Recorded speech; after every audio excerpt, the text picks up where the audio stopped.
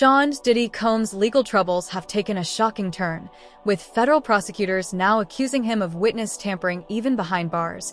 He's allegedly using unauthorized phone calls, secret messaging services, and prison phone privileges to manipulate the narrative. These explosive allegations add to an already staggering list of charges, including trafficking and racketeering, making his fight for bail even more desperate.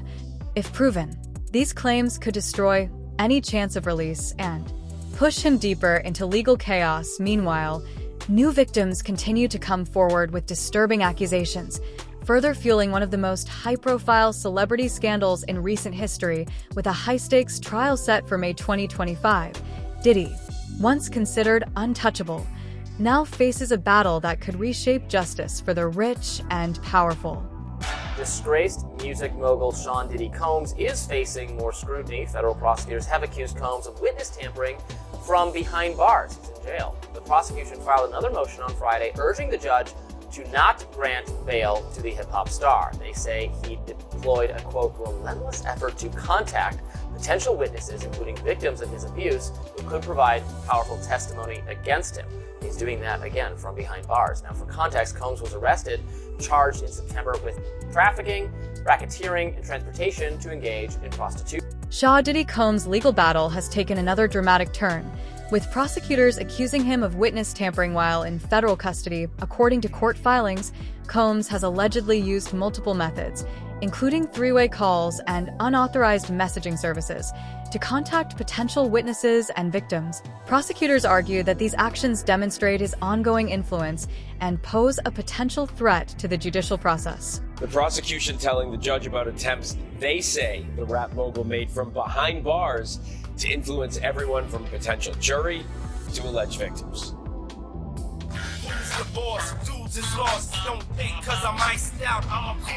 This morning, prosecutors leveling new accusations against Sean Diddy Combs, saying he poses a serious risk of danger even from behind bars as he awaits trial. In a court filing late Friday, prosecutors detailing the steps they say Combs is taking while locked up to reach out to prospective witnesses and influence public opinion to affect potential jurors.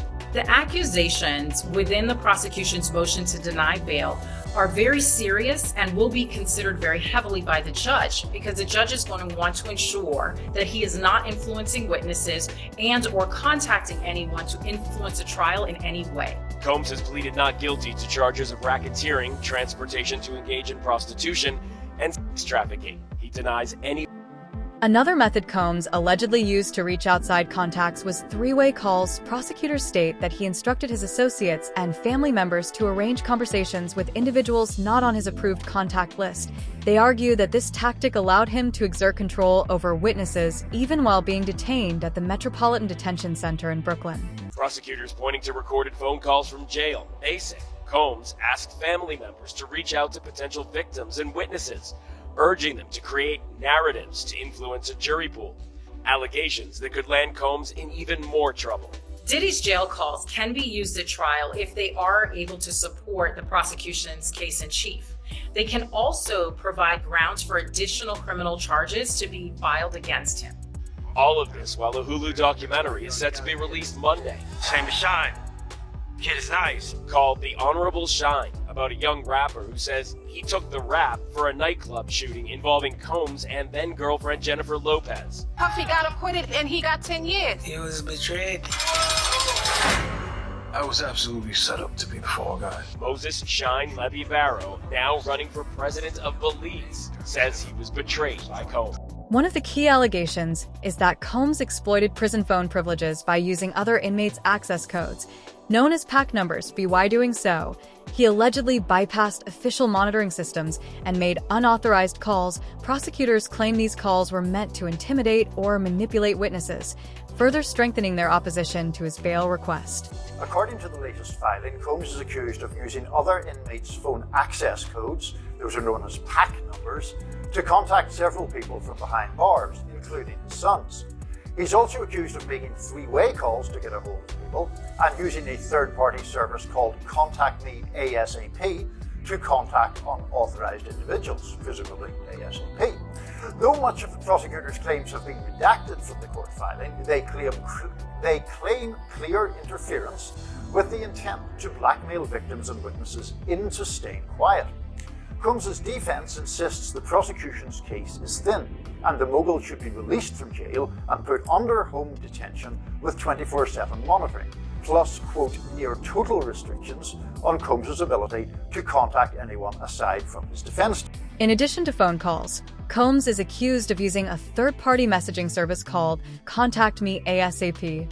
Court documents suggest he exchanged hundreds of messages through the service, potentially obscuring his communications with attorneys, family members, and other key individuals. Prosecutors argue that these actions violate detention center regulations and demonstrate his continued efforts to influence the case from behind bars. There was Diddy telling Conan O'Brien about his, quote, freakouts back in 2002. Okay. Now, we need alcohols. Right. Alcohols. Right. Not just one alcohol. Alcohols. Right. Just different Plurals. blend. You need the Blends. ladies, you need the booze. You need some water. For watering plants? No, I don't know if you guys have noticed this. Like, a lot of ladies drink water at parties. They Right. just, so you have, if you don't have what they need, they're gonna leave. Right. Gotta right. keep them there. Right. You need locks on the doors. Okay, this is sounding kind of dangerous now. It's a little kinky, but Yeah. broccoli, but just Right. check it out. You need a lot of heat. A lot of heat.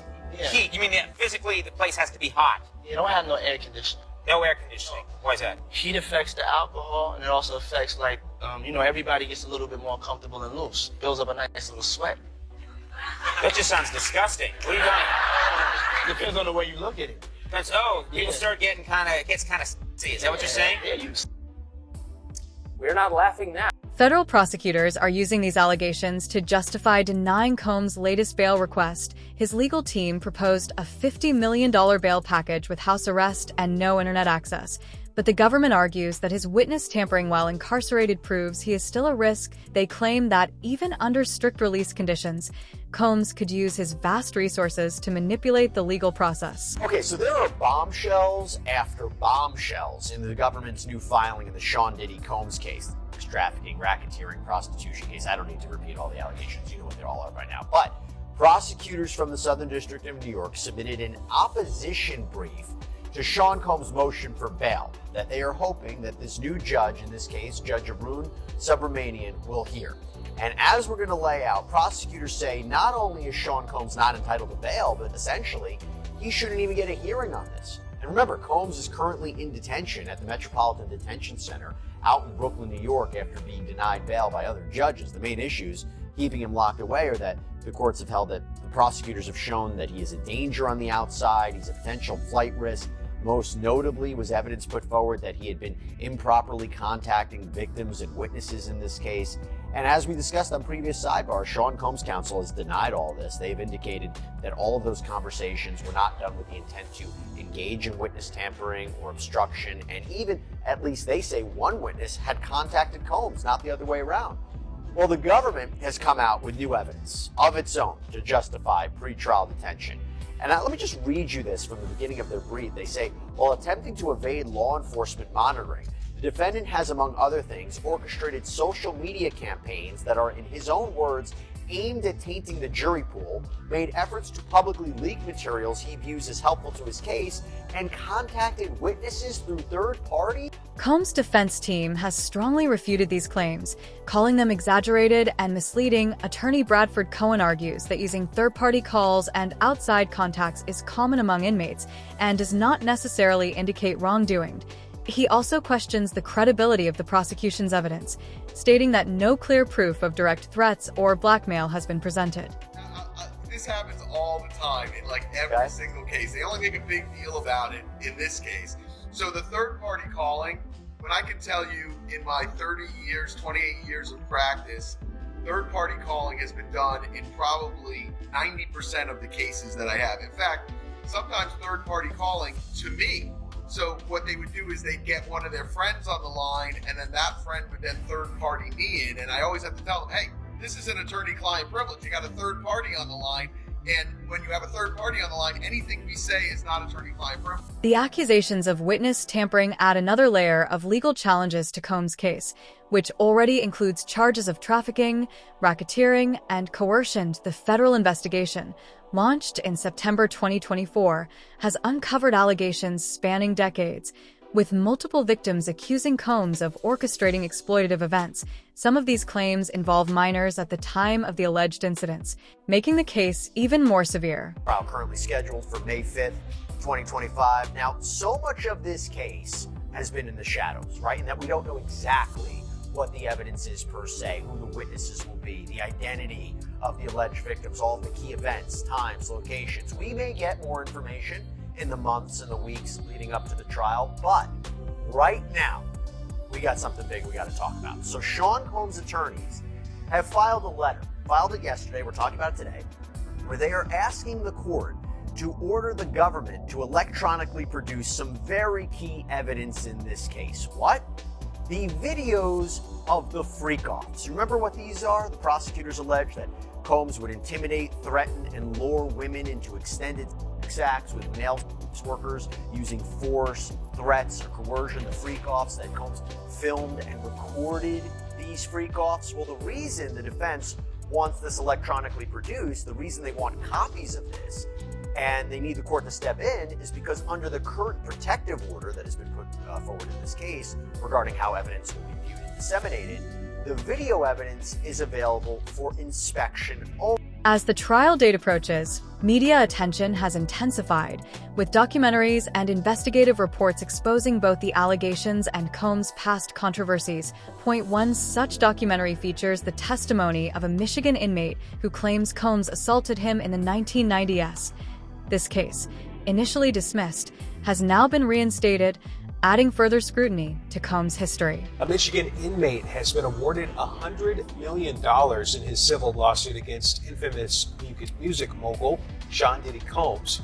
The judgment was issued to 51-year-old Derek Lee Cardello Smith yesterday. He accuses Diddy of drugging and actually assaulting him at a party in Detroit back in 1997. Combs did not appear for the hearing in the case yesterday. The judge made a default judgment and also issued a temporary restraining order against Combs. Cardello Smith is currently serving time in Muskegon Heights for an unrelated conviction, and some are calling this the largest judgment awarded to a current inmate in state history. Now, Diddy's attorney is responding to our request for comment, writing in part, Mr. Combs has never heard of him, let alone been served with any lawsuit. Mr. Combs looks forward to having this judgment swiftly dismissed. In the latest legal battle, Combs' attorneys have accused federal prosecutors of violating his constitutional rights during a search of his jail cell. His legal team claims that investigators unlawfully accessed and photographed privileged legal notes during an October 2024 contraband sweep. They argue that this action compromised his defense and are demanding a full hearing on the matter. A new big development around the Diddy, as we're following this case very closely here on Live Now from Fox, as Diddy's lawyers say the feds raided his jail cell and seized a bunch of privileged material. So an interesting one, to say the least, about this. I want to put up some posts here from former federal prosecutor Nima Rahmani about this, saying Diddy's lawyers are claiming that it violates his Fourth Amendment right. However, inmates don't have Fourth Amendment expectation of privacy in prison, so that argument is weak. Guards can search his cell without probable cause or a warrant. So a big development there in terms of this. Privileged material, different. The feds usually have a taint or dirty team of agents who aren't working on the case to conduct these searches. That way, if they see privileged materials, the clean team won't be disqualified from the case. It goes on to say as well, the prosecutors have reason to believe Diddy is obstructing justice from the prison by contacting witnesses through intermediaries. They made the same argument during his bail hearing. I think they have evidence to back it up. All right, as we continue on, witness tampering also falls under the crime fraud exemption to attorney-client privilege. Prosecutors have dismissed these accusations, stating that the search was routine and unrelated to Combs' case. They insist that any privileged materials were handled by a separate filter team to ensure attorney-client confidentiality was not breached. The judge has yet to rule on whether a hearing will be granted, but if the defense's claims hold merit, it could impact the prosecution's case. The defense is going on the offense here, and they filed a motion alleging constitutional violations, Fourth, Fifth, Sixth Amendment violations, and outrageous government conduct. And trying to argue, and Judge Subramanian is actually going to hold a hearing on this. He's the presiding judge in this, whether the government did anything wrong. Of course, prosecutors, on the other hand, are going to go on the offensive themselves. They're saying that Diddy is trying to obstruct justice, tamper with witnesses, trying to dissuade them either by blackmailing or threatening them, or even outright bribing them to change their testimony. This is the case that's going to come down entirely to testimony of those witnesses, victims, to the extent that they go sideways, when you go 180 or change their stories in the trial. That's really the only chance that Diddy's defense team has. I want to ask you about how the feds go about this, because searching there of the jail cell for Diddy, they don't necessarily need a warrant. How does that typically happen? So when you're in custody, really your Fourth Amendment privilege goes out the window. Those rights, constitutional rights to be free from unreasonable searches and seizures, it requires an expectation of privacy. You just don't have that. So the clearest example I like to give is if you're in custody, your phone calls can and will be recorded. Obviously, you and I, out as free people, we have rights that prevent that from happening. You need a warrant, you need a wiretap or something like that. You don't need that when you're